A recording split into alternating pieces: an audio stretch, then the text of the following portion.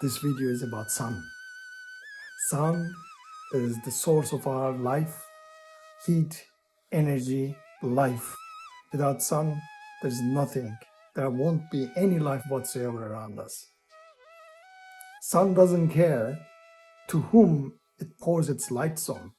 Doesn't care if you're a rich person or a poor person. Doesn't care if you live in that country, this country. Doesn't care if you're black or white. Doesn't care. It provides the same nourishment, same energy to everyone.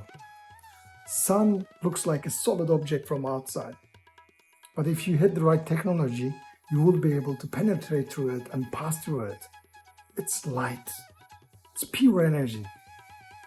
All those atoms and everything that you see, you can pass through it actually. You might ask, how do you know these things? That requires a little bit of a research. But yes, you can pass through the sun. If that is the case, can I be like sun? Can I not exist, but at the same time exist? How is that possible? Can I look at everyone with equal eyes and do not divide people into categories? Do not divide people into I like this person, I don't like that person. Can I look at things in the world and do not separate? Can I not create conflict? How is that possible? How can I be like sun? How can I radiate that energy and vitality and attention and information out in such a way that it doesn't create any conflict? On the contrary, it creates the harmony and life and joy. How is it possible? Only with a quiet mind. Only with a mind that is orderly. Your mind is orderly when it is not moving with thought, when there is no movement of thought in your mind. The movement of thought is time. It is past. It is experience. It is memory. The movement of thought is what creates the self-image, which is me. With my hurts, with my flattery, pleasures, my pain, everything connected around my self-image, my titles, you name it. If there is no movement of thought, if my brain is orderly, then it shines. Then we can understand the analogy of sun in the older traditions and the new ways. That analogy is that sun is within. Our brains are reflecting that sun. The white light I talked about in other videos, the dot, which has got everything inside it, but it is nothing. That dot doesn't have a dimension, but it radiates everything out without any division, without any conflict, without making any separation. And that is our soul. We are reflected through our brains as an image. So remember the older traditions or maybe religions, there's one right thing they are talking about, which is God created human in his image and likeness. If that is the case, then we are all images somehow of him, of she, of that, of her. If I am the image, why do I think that I own anything? Why don't I live the freedom of not owning anything? Not owning my emotions, not owning my thinking, not owning anything around me, and letting body and the brain and the life flow and live. If that is the case, then the soul lives purely.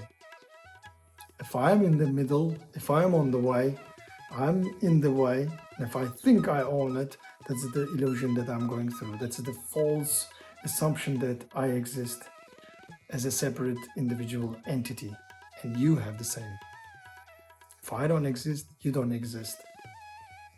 From a self-image perspective, from an ego perspective, I own nothing.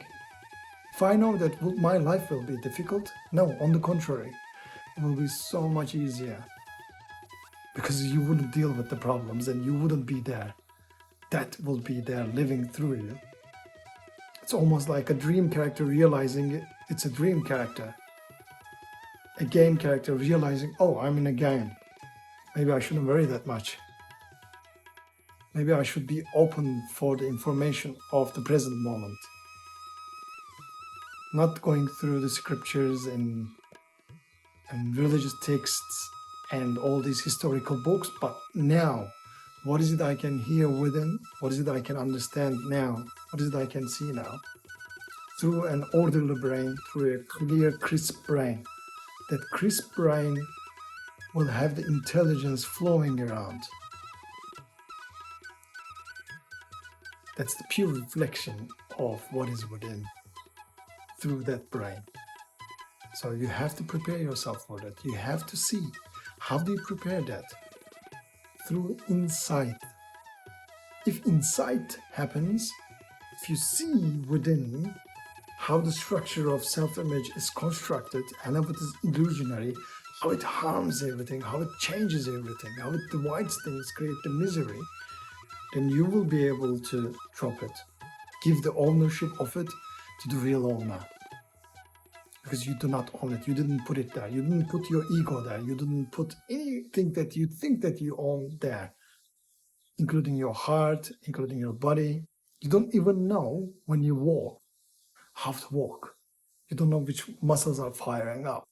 You don't know what orders are given in the brain, which neurons are active. No clue whatsoever.